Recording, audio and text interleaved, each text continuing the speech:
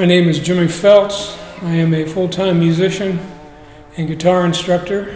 Been doing it for over 40 years now.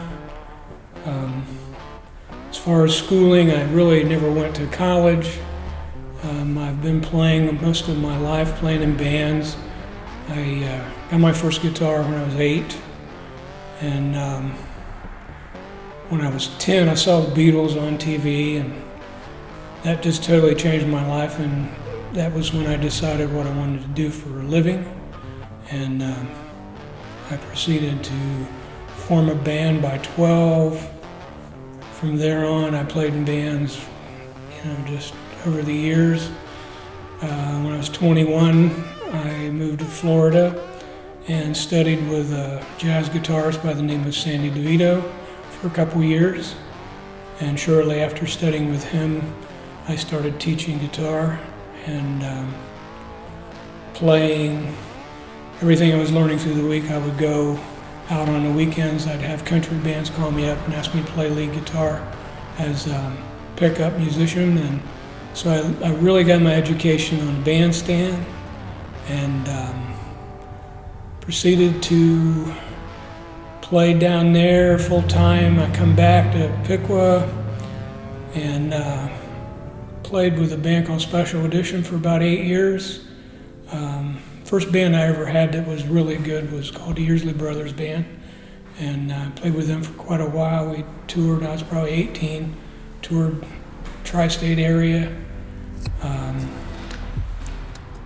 Got 5 CDs out now, but the only thing I've ever wanted to do with my life is play music and study martial arts. And back in the 90s, I was playing full time, and I started studying Taekwondo for probably 8 years, and I acquired 2 black belts in that art, and was also teaching full time while I was doing that.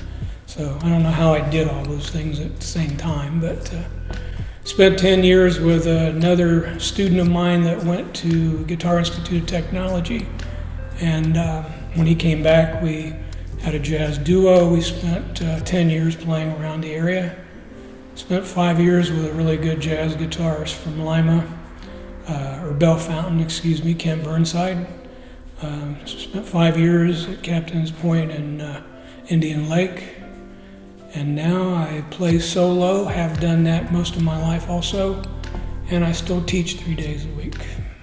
Well, as a child, my dad ran a movie projector, so every weekend I spent at work with him at the movie theater, and so I saw a lot of Elvis Presley movies, and that exposed me to music for the first time, really, that I got off on it.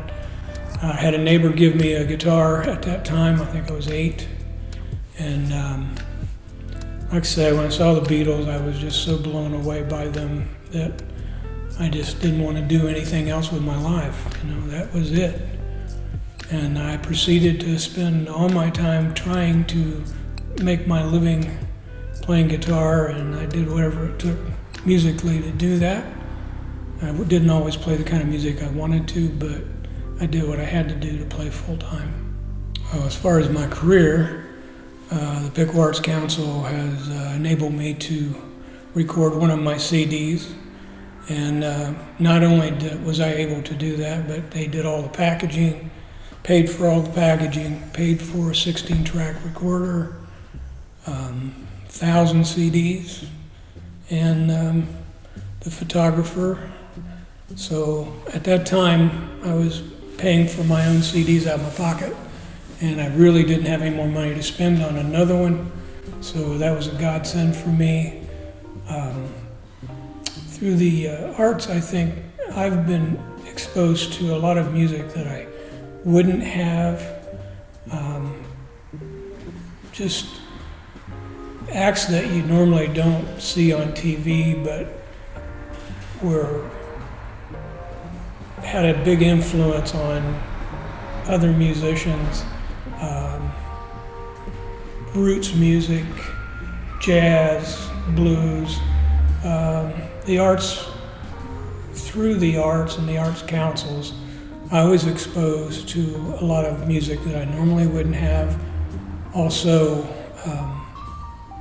I think it exposes the community to all kinds of arts, be it painting, dance, music. I think it serves a very good purpose in society and opens people up to new music and new things. Well, you don't get, through the mainstream media, I don't believe you get access to a lot of quality music and arts that you get through the arts councils and the programs that they initiate. It enables you to see things that you normally wouldn't get to see and hear things that you normally wouldn't get to hear. It would be a lot more boring. I don't think I would be quite as successful as I am if I wasn't exposed to it and also helped by it. So I think it enables a lot of different people to study their craft, get education in their craft that they normally couldn't do because of expenses.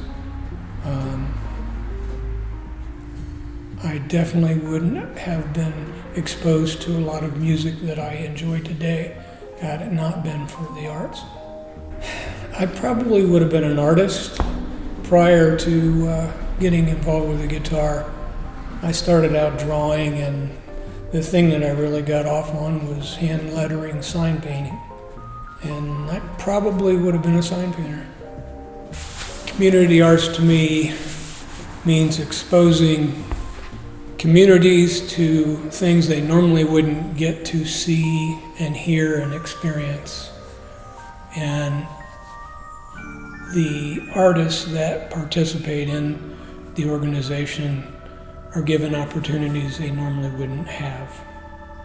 Well, I am also a songwriter, have been most of my life. I've got one full-length CD of my own music. I have enough material to do another one, which I'm in the process of working on. Pretty much everything I do is to enable me to write music. That's what I enjoy doing the most.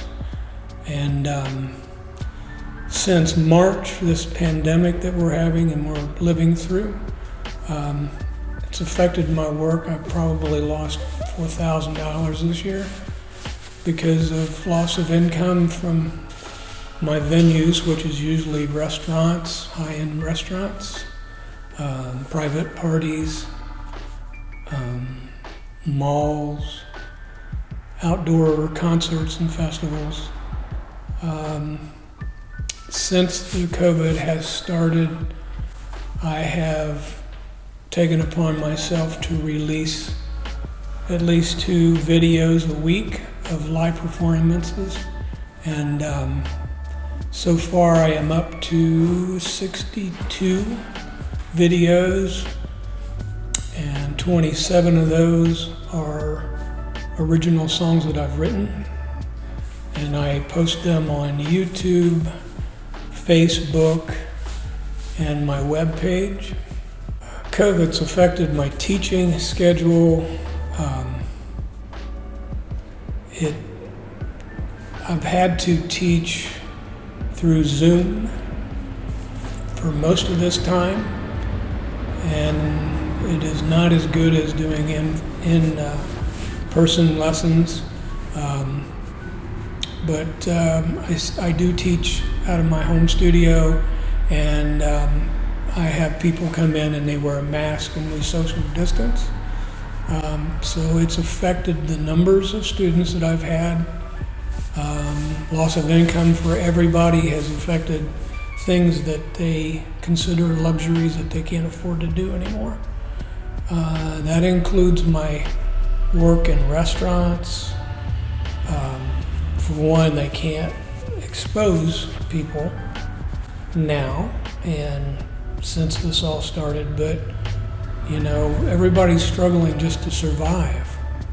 And fortunately for me, in February, I started receiving Social Security.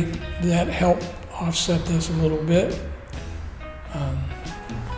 But I think it's affected everybody in society in general. My support system is my family, mainly my wife, Maura, and she's always there for me. She always supports me in everything I do. The positive thing, the only thing that's positive from the COVID experience is the fact that she's able to work out of the house and we get to spend more time together. Being a full-time musician, I'm always gone, and I have been gone a lot. First, I didn't even know what to do with myself on weekends because I've never had them off. And I've written like 7 songs since March, so it's been good for my creative life musically. But my family has always been there for me, and like I said, my wife's always there. Well, it's a long story. We grew up best friends at a young age. We dated in late junior high, and then we graduated together and moved in together right out of high school. And both of us were a little bit on the immature side at that time, so it didn't work out, but we were fortunate to spend 40 years trying to get our act together, and we finally reconnected, and now we've just celebrated 10 years reunited, and she's wearing my mother's wedding rings that I had given her when we were engaged back in high school. So, it's come full circle, and we're blessed.